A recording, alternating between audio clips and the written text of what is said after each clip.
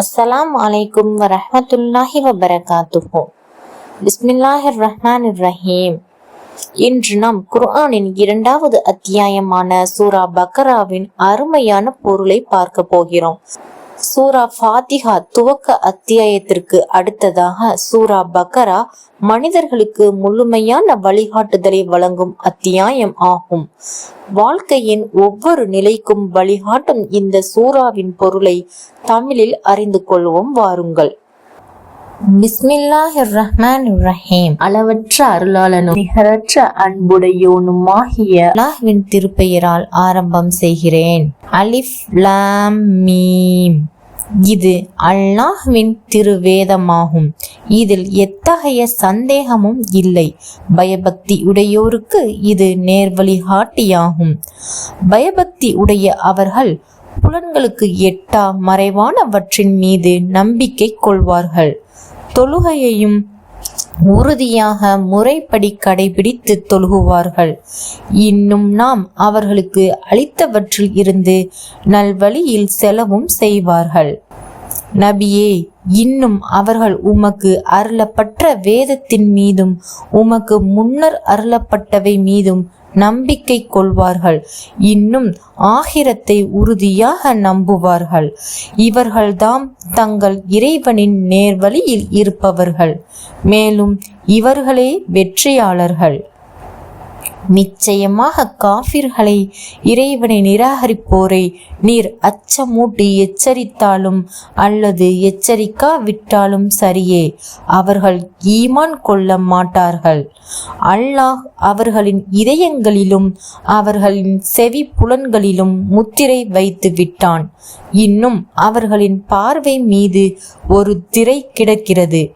மேலும் அவர்களுக்கு கடுமையான வேதனையும் உண்டு. இன்னும் மனிதர்களில் நாங்கள் அல்லாஹ்வின் மீதும் இறுதி தீர்ப்பு நாள் மீதும் ஈமான் கொள்கிறோம் என்று கூறுவோரும் இருக்கின்றனர். ஆனால் உண்மையில் அவர்கள் நம்பிக்கை கொண்டோர் அல்ல. இவ்வாறு கூறி அவர்கள் அல்லாஹ்வையும் ஈமான் கொண்டோரையும் ஏமாற்ற நினைக்கின்றார்கள். ஆனால் அவர்கள் தம்மைத்தாமே ஏமாற்றிக் கொள்கிறார்களே தவிர வேறு இல்லை.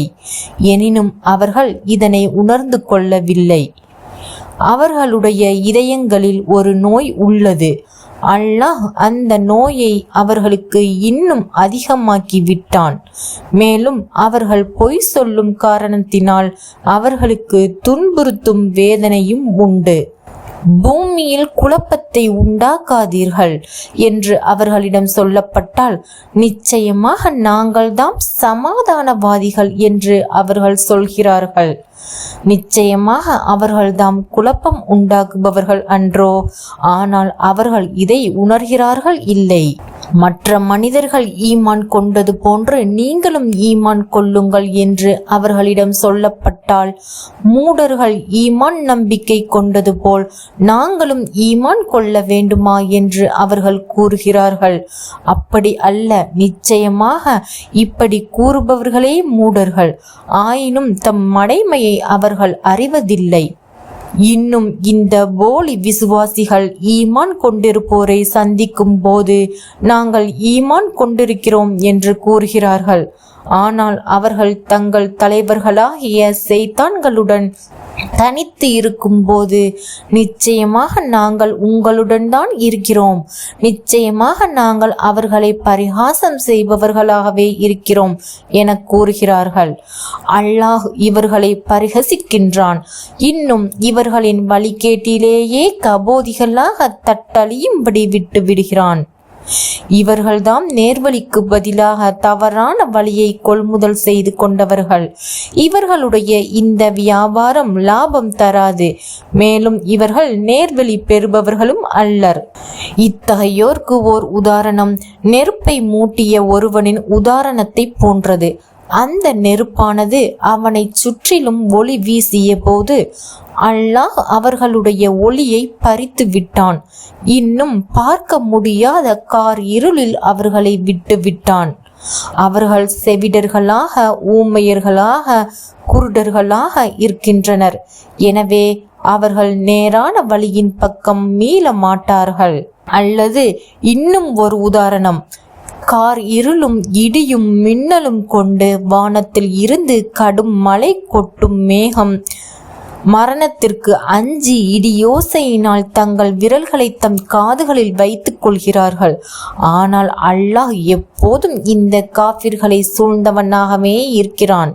அந்த மின்னல் அவர்களின் பார்வைகளை பறித்துவிட பார்க்கிறது. அந்த மின்னலானது அவர்களுக்கு ஒளி தரும் போதெல்லாம் அவர்கள் அதன் துணையினால் நடக்கிறார்கள். அவர்களை இருள் சூழ்ந்து கொள்ளும் பொழுது வழியறியாது நின்று விடுகிறார்கள். மேலும் அல்லாஹ் நாடினால் அவர்களுடைய கேள்வி புலனையும் பார்வைகளையும் போக்கி விடுவான். நிச்சயமாக அல்லாஹ் எல்லாவற்றின் மீதும் பேர் ஆற்றல் உடையவன். மனிதர்களே, நீங்கள் உங்களையும் உங்களுக்கு முன்னிருந்தோரையும் படைத்த உங்கள் இறைவனையே வணங்குங்கள். அதனால் நீங்கள் தக்வா, இறையச்சமும் தூய்மையும் உடையோர் ஆகலாம். அந்த இறைவனே உங்களுக்காக பூமியை விரிப்பாகவும் வானத்தை விதானமாகவும் அமைத்து வானத்தின் இன்றும் மழை பொழியச் செய்து அதனின் நின்றும் உங்கள் உணவிற்காக கனி வர்க்கங்களை வெளிவரச் செய்கிறான். இந்த உண்மைகளையெல்லாம் நீங்கள் அறிந்து கொண்டே இருக்கும் நிலையில் அல்லாஹ்வுக்கு இணைகளை ஏற்படுத்தாதீர்கள்.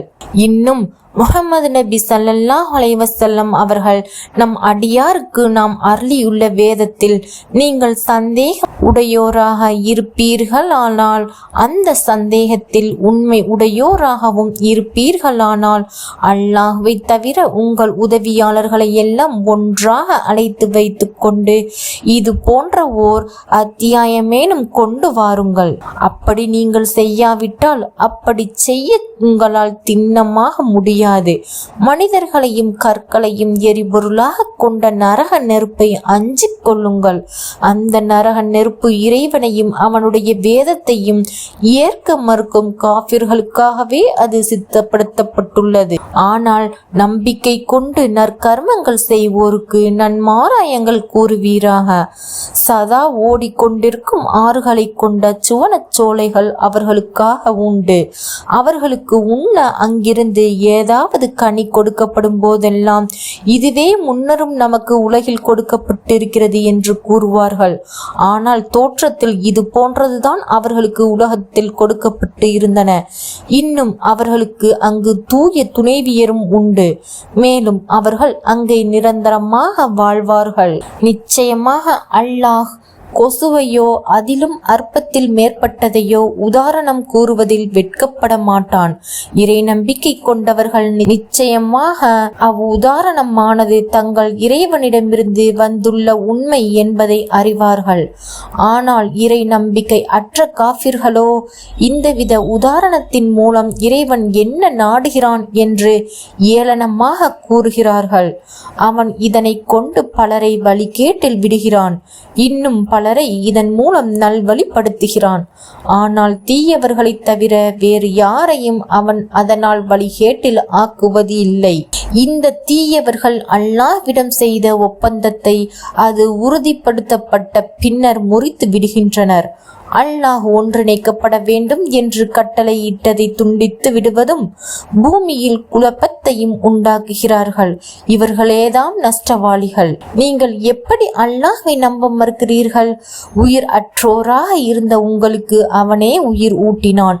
பின்பு அவனே உங்களை மரிக்கச் செய்வான்.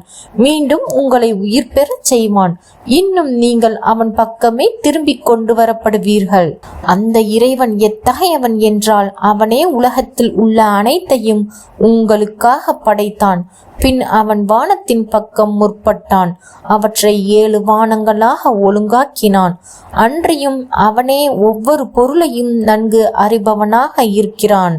நபியே, இன்னும் இறைவன் வானவர்களை நோக்கி, நிச்சயமாக நான் பூமியில் ஒரு பிரதிநிதியை அமைக்கப் போகிறேன் என்று கூறிய போது அவர்கள், இறைவா, நீ அதில் குழப்பத்தை உண்டாகி இரத்தம் சிந்துவோரையா அமைக்கப் போகிறாய்? இன்னும் நாங்களோ உன் புகழ் ஓதியவர்களாக உன்னை துதித்து உன் பரிசுத்தத்தை போற்றியவர்களாக இருக்கின்றோம் என்று கூறினார்கள். அதற்கு இறைவன், நீங்கள் அறியாதவற்றையெல்லாம் நிச்சயமாக நான் அறிவேன் என கூறினான். இன்னும் இறைவன் எல்லா பொருட்களின் பெயர்களையும் ஆதமுக்கு கற்றுக் கொடுத்தான். பின் அவற்றை வானவர்கள் முன் எடுத்துக்காட்டி, நீங்கள் உங்கள் கூற்றில் உண்மையாளர்களாக இருப்பின் இவற்றின் பெயர்களை எனக்கு விவரியுங்கள் என்றான். அவர்கள், இறைவா, நீயே தூயவன், நீ எங்களுக்கு கற்றுக் கொடுத்தவை தவிர எதை பற்றியும் எங்களுக்கு அறிவு இல்லை. நிச்சயமாக நீனே பேரறிவாளன், விவேகம் மிக்கோன் என்று கூறினார்கள். ஆதமே, அந்த பொருட்களின் பெயர்களை அவர்களுக்கு விவரிப்பீராக என்று இறைவன் சொன்னான். அவர் அந்த பெயர்களை அவர்களுக்கு விவரித்த போது, நிச்சயமாக நான் வானங்களிலும் பூமியிலும் மறைந்திருப்பவற்றை அறிவேன் என்றும், நீங்கள் வெளிப்படுத்துவதையும் நீங்கள் மறைத்து கொண்டிருப்பதையும் நான் அறிவேன் என்றும் உங்களிடம் நான் சொல்லவில்லையா என்று இறைவன் கூறினான். பின்னர் நாம் மலக்குகளை நோக்கி ஆதமுக்கு பணிந்து சுஜூது செய்யுங்கள் என்று சொன்னபோது இப்லீஸை தவிர மற்ற அனைவரும் சிரம் பணிந்தனர். அவன் இப்லீஸ் மறுத்தான், ஆணவமும் கொண்டான். இன்னும் அவன் காஃபிர்களை சார்ந்தவனாகிவிட்டான். இன்ஷா அல்லாஹ் அடுத்த வீடியோவில் இந்த சூரா பக்ராவின் தொடர்ச்சியை பார்க்கலாம். அஸ்ஸலாமு அலைக்கும் வரஹ்மத்துல்லாஹி வபரகாத்துஹு.